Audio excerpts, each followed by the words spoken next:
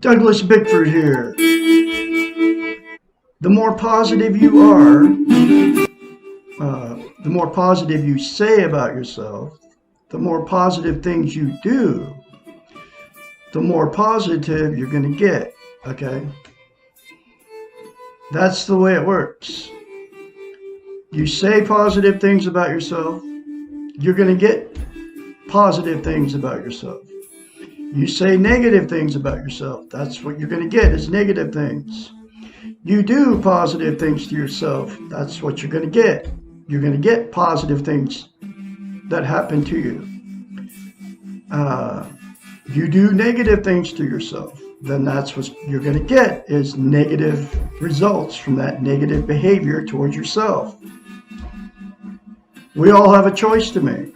We can do positive things to ourselves. We can say positive things about ourselves, or we can say negative things about ourselves and do negative things to ourselves. That's our choice. That is within our control. Okay? What is your choice going to be? To get positive things or to get negative things?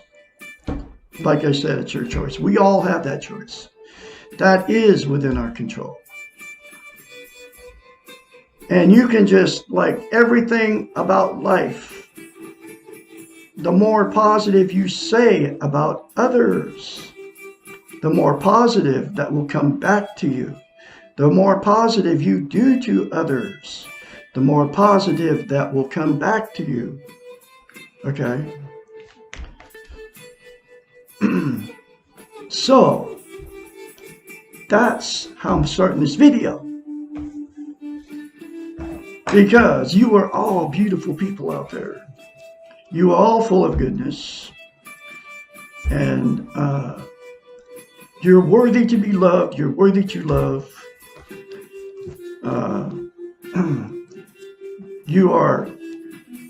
You're on this planet. And I call it God. I call it Great Spirit. I'm live here, so you gotta excuse me because I'm not perfect. And there's not a perfect human being out there. And I can't edit this because I'm live right now. I could go through and edit it, when I make the video after this one, right? Because I always make another video of this video. But so I'm live and I'm imperfect. I'm human, just like you are out there, and we all make mistakes. And I've made many of them myself. But I forgive myself for my mistakes, my billions of mistakes I've made throughout my life. And I get on with life and get on living and just be positive, okay? That's what I've learned in the last over 16 months ago since I left a toxic relationship. I got myself in a toxic relationship because I had no self-esteem.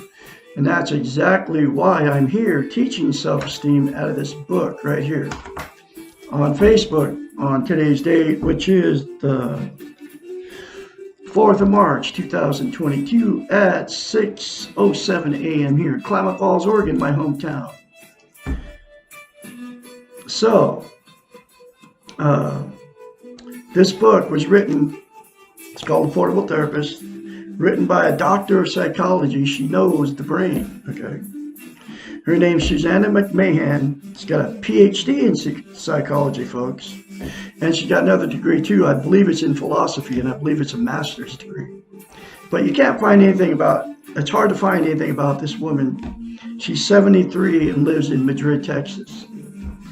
But she was a therapist, a psychiatrist, a therapist, a counselor many years of her life. I believe she worked for the government too, overseas too. But she wrote this book, 30 years ago. It was published in 92, okay? And every chapter, I kid you not, talks about how we've been trained and taught not to have self-esteem. Self-esteem is self-love, self-confidence, self-worth. It's how you feel about yourself inside, okay? And she wrote this book. She was a therapist, like I said, a therapist, a counselor many years. She's had thousands of clients, okay? And before you can get healthy-minded,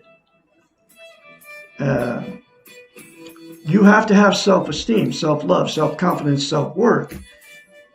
And she knew this. So that's why this book focuses on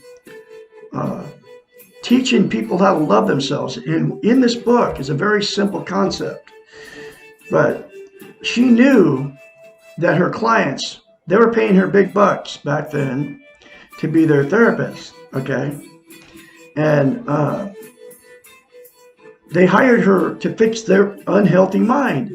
But she knew that in order to get a healthy mind, you have to have self-esteem, self-love, okay? Self-confidence. So the very simple concept in this book that came from her, which I did, and I continue to do today, is this. You look at yourself in the mirror and say, I love you. Say, I love my inner child. Say, I'm worthy to be loved, worthy to love. And that will give you self-esteem. I kid you not, on steroids. And you have to say it every day. And that's exactly what she says. Because to maintain self-esteem, you can't just say it a few times. You have to say it over and over again. It's like lifting weights. If you lift weights and you stop, you have to start over again. Y'all know what I'm talking about if you ever lifted weights. I've done it. And you lose the muscle mass. So you have to start over from scratch. And it's, you know how hard lifting weights is, right? But anyway, self-esteem is exactly the same thing. You have to say those three things to yourself in the mirror every day. You can't just say it a few times because you'll lose it if you do. So you say it and keep saying it. It'll feel awkward and strange, okay? And she says all this in the book, and it does. It happened to me. And the very first time you say it to yourself in the mirror, folks, you'll have to force yourself to do it, I kid you not. Because, like she says, it's been trained out of us, and she wrote the book 30 years ago. And she knew the only way to get through to her clients was for them to attain self-esteem. And that's why she came up with that concept, okay? It's called mirror therapy. She's the originator of mirror therapy, I kid you not. And absolutely nobody on the internet, nobody on Facebook, nobody on YouTube, nobody, you never hear the word, the two words, right? Self-esteem, the two words self-esteem is a taboo subject, okay? That's because they don't want us to have it. I'm talking about the governments of the world here. And she knew it 30 years ago. Now it's 1,000 times worse with social media. I'm talking all of it. TikTok, Facebook, YouTube, even where I'm broadcasting here right live on Facebook. And I am the absolute only one, I kid you not, folks, talking about this and telling you, number one, teaching self-esteem, how to get it. Number two, telling you how to get it, which I just told you how to get it.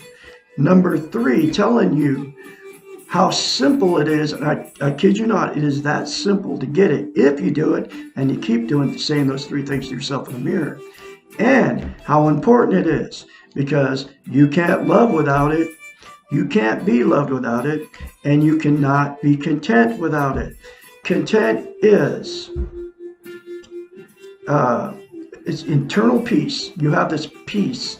You're not happy all the time, but you have this inner peace. It's like you feel different, okay? I have it now. I have self-esteem and I have eternal peace, okay? And you feel good about yourself being content. You feel good about how, what, and where you are. And then you have internal peace with self-esteem. Without self-esteem, you just don't feel right. Okay. But those three things to yourself in the mirror, and it comes from a psychiatrist, folks, daily, without fail. Instead of criticizing yourself in the mirror, folks, say those three things to yourself in the mirror. It'll take you less than 10 seconds. Here it is. I love you. I love my inner child. I love, I'm worthy to be loved and worthy to love. Now, wait, hold on. If you're good looking and you're slender and I'm attracted to you, you can say in the mirror to yourself, I love Douglas Bickford. Whoa, just kidding. That's what got me, that's what got me in trouble for 4 marriages, because they had to be slender, they had to be good looking, and I had to be attracted to them. But guess what? It got me in all kinds of trouble. In fact, it got me 4 failed marriages. That's what it got. Anyway, I'm just kidding, folks. You can't take life too seriously. Okay. Anyway, so I'm going through this book one chapter at a time. And here's the next chapter.